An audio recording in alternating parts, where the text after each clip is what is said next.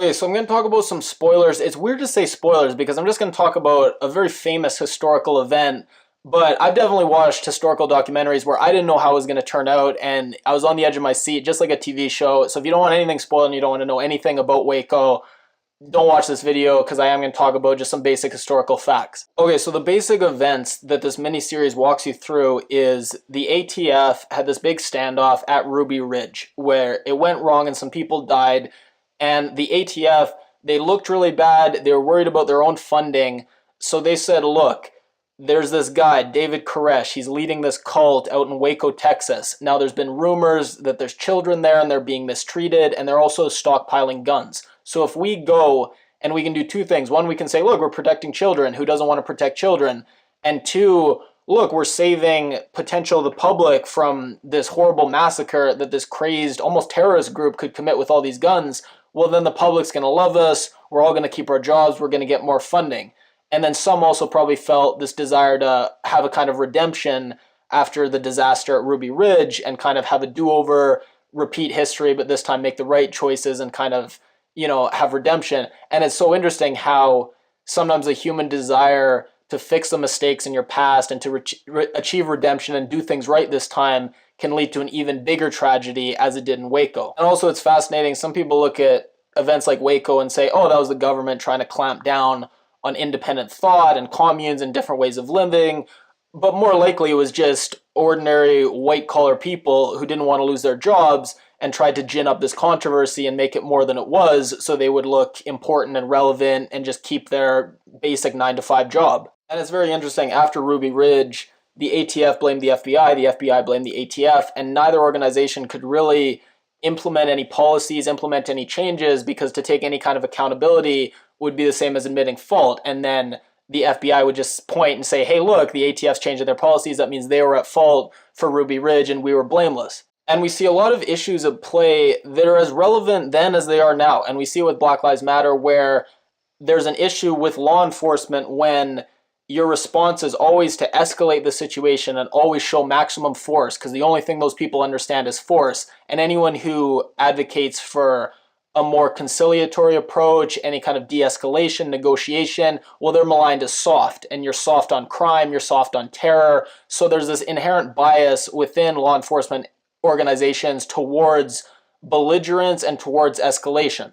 And then also it's very dangerous when a law enforcement agency, rather than seeing the community that they're serving and protecting as part of them and as the same as them, the same kind of people as them, whenever they're in an environment where the community that they're policing, they see them as different and a kind of weird subset, not really Americans just like them, then it causes a problem, and it creates, rather than a police force, it's more of like a military occupying force, kind of like a counterinsurgency in Iraq even.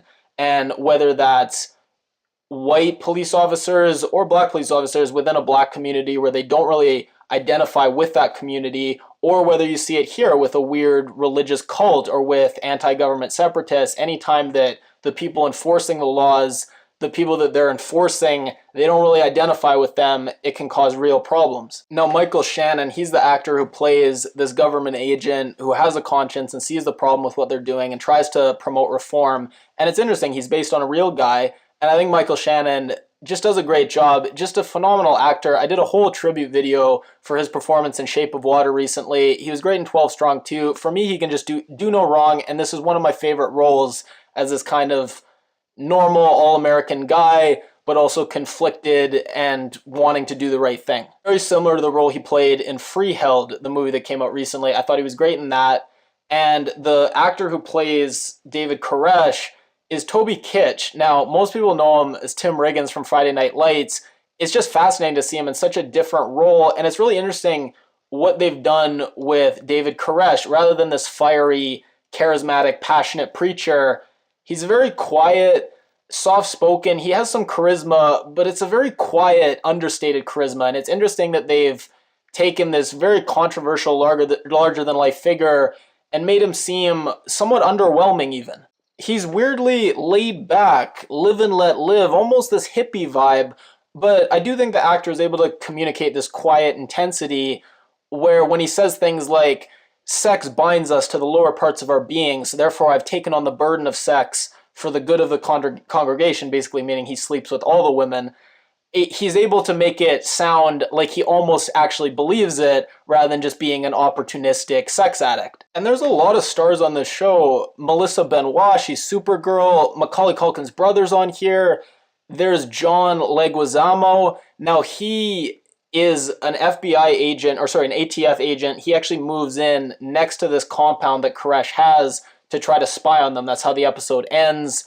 So a lot of good actors. I think it's a really important topic. It's very important to talk about. Now I'm going to spoil, I guess, the ending of the series, like what actually happens in history. So tune out if you don't want to know.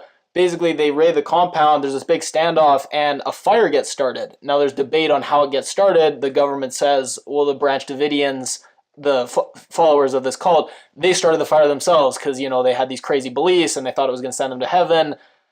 But, some people don't believe that. And regardless, this fire ended up killing, I think the fire itself killed 76 and over 80 people ended up dying. It's the biggest massacre of the United States government against its own civilians in recent times. There's been things in the past there has been things in the past. In recent times, this is the biggest government massacre ever. So I think that it's very important to kind of make a series about this. I'm really glad that they attracted good talent and they have competent people doing it. And I'm really excited for the series. So I think it's definitely a recommend, if nothing else, just to learn about something that's really important. And I think that it's handled in a good way.